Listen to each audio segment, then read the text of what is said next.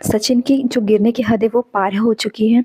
उन्होंने इतने पोस्ट डाले, एक-एक पोस्ट, सारे पोस्ट यहाँ पर आपको मिल जाएँगे। उन्होंने कितने ही पोस्ट डाले और बाद में डिलीट कर दिए, शायद आप देख भी नहीं पाएँगे। इसलिए सारे जो पोस्ट हैं मैंने इकट्ठा कर दिए हैं और आपके लिए यहाँ पर लगा दिए हैं, तो आप उन्हें एक-एक करके देख सकते हैं कि सचिन कितना गिर सकते हैं। उनकी जो हद है वो अब पार हो चुकी है। जिस तरीके से वो मनीषा के साथ बर्ताव कर रहे हैं, इस तरह की वो पोस्ट डाल चुके हैं। इसके बाद वो लाइव आकर भी बहुत कुछ कह चुके हैं, तो लोग उन्हें समझ चुके हैं कि वो किस तरह के हैं और उन्होंने जो मनीषा को कितना ज़्यादा टॉर्चर किया है, बहुत ही ज़्यादा उन्होंने टॉर्चर किया, हद सारी उन्होंने पार की है। मनीषा ही नहीं, मनीषा के साथ-साथ मनीषा के मम्मी-पापा तक को टॉर्चर किया गया है। उन्हें इतना तक सुना दिया गया है कि आप घर से चले जाइए और अपनी बेटी को अपने साथ ले जाइए, मैं अब इनके साथ नहीं रहना चाहता हूँ।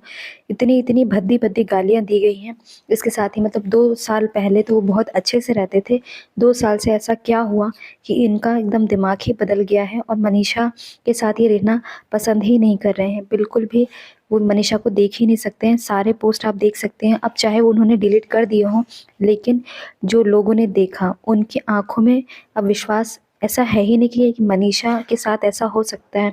मनीषा कितनी सुंदर है, कितनी सभ्य है, संस्कारी है, फिर भी जो सचिन है, इनके दिमाग में क्या घुसा हुआ है कोई नहीं समझ पा रहा है कि ये करना क्या चाहते हैं। इनके दिमाग में सिर्फ जगत दीदी का ही वास है और उनको कुछ दिखाई ही नहीं दे रहा है। मनीषा के बारे में ये बिल्कुल सोच नहीं पा रहे हैं। मनीषा को बहुत ही ज़्यादा ये टॉर्चर कर रहे हैं। सचिन की इन्हीं सब हरकतों के कारण जो ऑडियंस है, ऑडियंस का जो विश्वास है वो अब सचिन के ऊपर से उठ गया है और इतना सब सहने के बाद जो है मनीषा को जवाब देना ही था। उन्होंने भी एक पोस्ट किया है। उन्होंने कहा कि दूसरे का घर उजाड़ कर अपना घर बसा लिया, अब मेरा घर उजाड़ कर दूसरे का घर बसाने का इरादा बना दिया, पर मैं ऐसा कभी नहीं होने दूंगी, अपनी जगह किसी को लेने नहीं दूंगी। मोनिका दी, अब वक्त फैसला आ चुका है, अब जो मैं करने जा रही हूँ उसमें आपका साथ का ज़रूरत है। यानी जो ये पोस्ट है वो मनीषा ने किया है। तो इस बात का ये मतलब है कि जो नेहा और सुमित का रिश्ता था वो अब टूट चुका है। उनकी जो एंगेजमेंट हुई थी, अब वो एंगेजमेंट टूट चुकी है। सुमित ने अपने इंस्टाग्राम और यूट्यूब से जितनी भी नेहा की फ़ोटोज़ थी, सारी फ़ोटोज़ डिलीट कर दी हैं। तो अब ये रिश्ता अब दोबारा नहीं जुड़ने वाला। तो कहीं न कहीं सचिन अब ये सोच रहे हैं कि इनका रिश्ता टूट चुका है, तो क्यों ना मैं भी मनीषा से डाइवोर्स ले लूँ और फिर दोबारा मैं यहाँ शादी कर लूँ, यानी नेहा से शादी कर लूँ।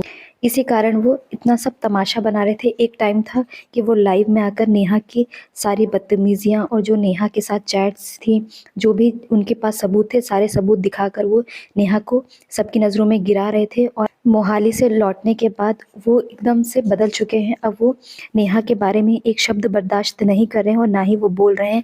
अब उनका कहना है, जो भी मैंने कहा था वो सुमित के दबाव में कहा था। तो इन्हीं सब का जवाब देते हुए जबलपुर की जो आकांक्षा है, उन्होंने जो है सचिन को बहुत बुरी तरह से फटकारा है और कहा है कि जब सचिन ने तुम्हें तो सिर्फ ये कहा था कि अगर आपके पास कोई सबूत है तो वो रखिए। उन्होंने ऑफलाइन की बात की थी, ना कि ऑनलाइन।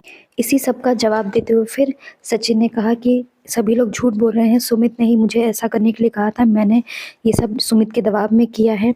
तो इन्हीं सब का जवाब देकर आकांक्षा ने भी ये कहा था कि सचिन, आप कोई छोटे दूध पीते हुए बच्चे नहीं हैं, आप टीचर हैं एक, और आपको कोई इतना कैसे समझा सकता है।